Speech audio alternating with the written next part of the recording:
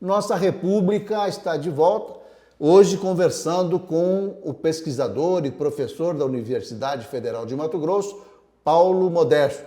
E o assunto é saneamento básico e resíduos sólidos. Professor, eu lhe perguntava quantas cidades nós temos que têm o seu plano de saneamento minimamente implantado. Algumas cidades têm avançado. Rondonópolis é um bom exemplo. A cidade de Cáceres também é um bom exemplo. Lucas do Rio Verde é um bom exemplo. E avançados em que sentido, professor? Já tem um lixão construído de forma tecnicamente correta? Eu quero fazer uma correção conceitual. Pois não. Lixão é para ser encerrado. Nós precisamos de aterros sanitários. Sim, aterros sanitários. Eu peço até desculpas, porque eu usei um termo mais popular. O lixão seria esse lixo jogado a céu aberto, né? Exatamente. E o aterro sanitário é o lixo tratado, é o confinamento enterrado. com segurança. Nós temos sete aterros sanitários em Mato Grosso. Certo? Para que você tenha uma ideia, nós temos aterro sanitário público. Nós temos aterro sanitário público, por exemplo, em Cáceres, certo? Que serve única e exclusivamente à cidade de Cáceres. Mas ali, na mesma região, nós temos um aterro consorciado da nascente do Pantanal, que serve a 10 municípios. Mas é uma região, inclusive, preocupante, né? Tem que ter mesmo, sob pena de estar contaminando as águas do Pantanal. É a região que mais avançada está. Nós temos também, aqui em Cuiabá, um aterro privado que recebe resíduos classe 2, só que é voltada só para resíduos da indústria. E a gente deve fazer essa ressalva. As duas maiores cidades do estado... Mas Cuiabá já trabalhou um pouco essa coisa do aterro sanitário, ou ele já está superado? Não, Cuiabá é lamentável a nossa realidade. Cuiabá e Várzea Grande, as duas maiores cidades do estado, depositam o seu resíduo a céu aberto. E mais, convive com sem número de pessoas trabalhando no lixão, exposta a uma condição extremamente degradante e preocupante do ponto de vista sanitário. Então, o problema só não é ambiental, é sanitário, é social nessas questões de lixões nas cidades. Cuiabá e Várzea Grande são exemplos típicos. Mas, continuando, nós temos também um sem número de aterros, nós temos três ou quatro aterros sanitários que servem a várias cidades, certo? Aterros privados, e que estão funcionando muito bem.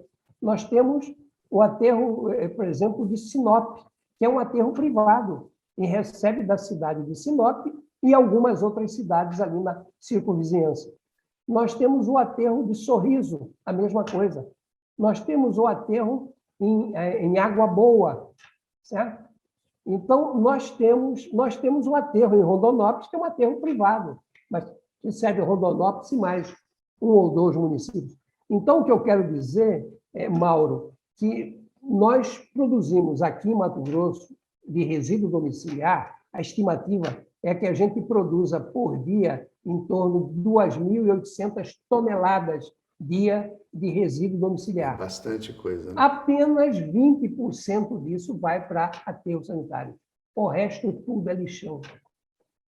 Bom, como se não bastasse, também vai para o aterro a totalidade do resíduo coletado.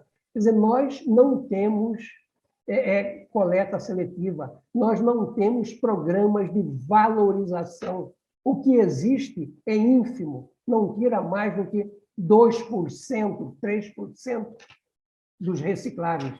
E é preciso avançar nisso. Eu vou fazer um questionamento, porque realmente isso é uma situação assustadora.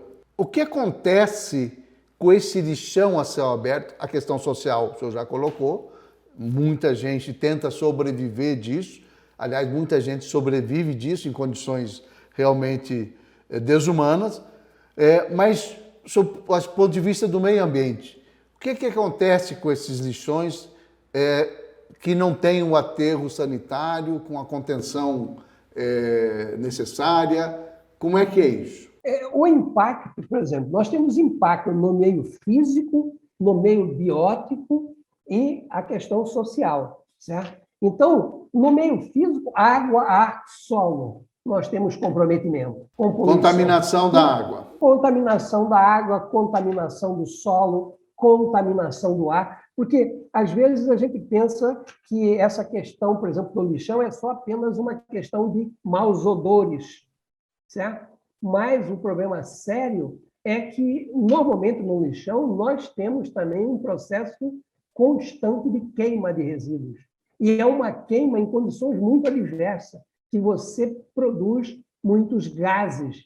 E as pessoas que ali trabalham respiram isso o tempo todo. Então, problemas... E eu estou falando do problema mais próximo, sem contar essa história de clima, de carbono, não vamos nem precisar chegar a isso. Vamos falar no micro problema. O lixo hospitalar entra onde nesses lixões abertos? Essa é uma boa pergunta, Mauro. Por quê? Vou até te contar uma história, um processo histórico. Cuiabá, no passado, a prefeitura sempre coletou os resíduos de serviço de saúde aqui na nossa cidade. E as prefeituras do interior faziam isso. Por quê? Porque sabia que, ao não termos estrutura, os nossos serviços de serviço não ter estrutura, e também a prefeitura não ter condição de fiscalizar essa diversidade toda, nós iríamos ter problemas no gerenciamento disso. A prefeitura tomava para si essa responsabilidade e coletava. E fez isso durante muitos anos. Só que não cobrou. Ao não cobrar, o que acontece? Ninguém fazia segregação na fonte. Só para que você tenha uma ideia, no hospital, dos 100% de resíduos gerados, não mais que 30% são resíduos infectantes, ou que oferecem risco, resíduos perigosos. 70% não. Mas no momento que a gente mistura isso, tudo vira perigoso, infectante. tudo infectante. Não se tomava providência. Chegou um momento que essa questão ficou muito pesada para o município. E mais, nós também passamos a ter empresas especializadas. E nós temos hoje aqui no Estado, acho que pouco mais de meia dúzia de empresas que são especializadas na gestão de resíduos, não só infectantes, mas como perigosos.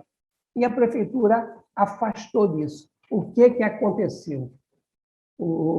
As unidades de geração de resíduos de serviço de saúde, em função do custo do resíduo infectante, do resíduo perigoso, começaram a fazer segregação na fonte.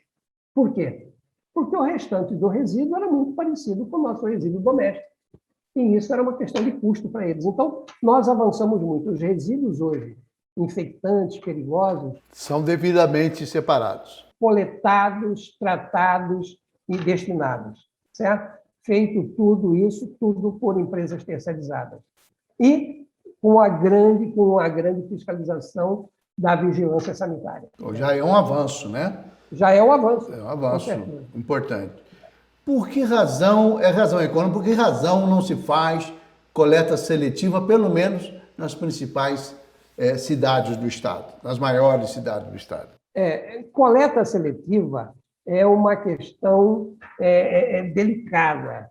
Do ponto de vista, nós temos várias possibilidades de se fazer coleta seletiva. Tá? Nós temos várias formas de fazer coleta seletiva. Todas elas dependem da participação da comunidade. Isto é, se a comunidade não participa, o sistema não funciona. E falta muita consciência nesse sentido, né, professor? Exatamente. Então, mas nós precisamos avançar nisso. Nós precisamos ter programas de educação ambiental, certo? Capaz de construir conhecimento para que as pessoas possam ter ação cidadã, isto é, agir como protagonista. Tá? Só para você ter uma ideia, nós estávamos fazendo, alguns anos atrás, Mauro, eu gosto sempre de contar essa história, estavam fazendo um trabalho com duas escolas aqui ao lado da universidade, uma aqui no Pedregal e outra aqui no Boa Esperança. E a escola do Pedregal é uma escola pública, né? E a gente tinha muita aproximação com as crianças envolvendo a problemática do lixo e do córrego aqui, né? Que passa aqui ao lado. E as mães dessas crianças sempre muito presentes, né? Nas escolas lá, com participação. Um belo dia, uma das mães disse para mim: mas, professor, o nosso problema aqui não é lixo. O nosso problema aqui é esgoto. É o esgoto que o meu filho pisa, infecta, eu levo para o hospital, ele trata, volta, infecta de novo. E eu concordei em gênero e número que realmente o esgoto a céu aberto era um problemaço ali no bairro.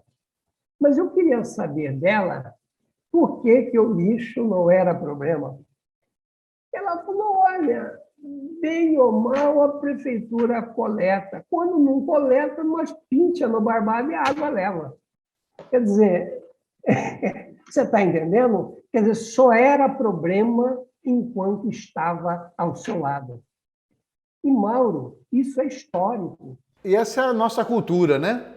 Se me incomoda, eu busco providência.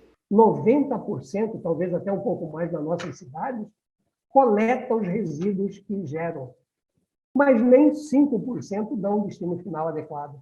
Quer dizer, nós precisamos quebrar, certo, essa cultura. Certo? Nós precisamos avançar. E, para isso, nós precisaremos da participação popular. Aqui em Chapada, onde eu estou, funcionam os estúdios aqui da TV Cidade Verde em Cuiabá, da TV Chapada, Canal 7, onde a gente faz a gravação desse programa. Chapada tem um projeto de coleta seletiva, tem uma cooperativa que se junta e faz essa coleta, tem a colaboração, eu não sei em que percentual, em que tamanho, mas tem a colaboração de uma parte, pelo menos, da sociedade, que é relevante, em separar esse lixo, enfim. Mas tem muitas dificuldades ainda, porque às vezes o saco de lixo não é identificado, então não se faz a coleta rigorosamente como deveria ser. Mas já é um caminho, quer dizer, já existe uma ferramenta de coleta que é algo importante. E nos lugares que nem isso tem, quer dizer, aí o atraso é imenso, né? Exatamente.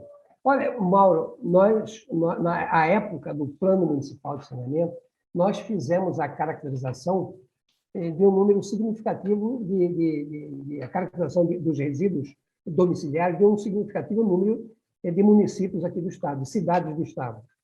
E nós mostramos isso aqui no plano estadual. Né? Mostramos isso no plano estadual. Em média, 80% do que nós geramos no nosso domicílio é reciclável.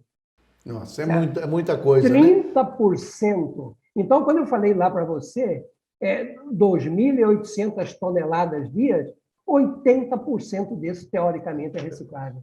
50% disso é matéria orgânica putrescível. Apenas 30% é inerte reciclável.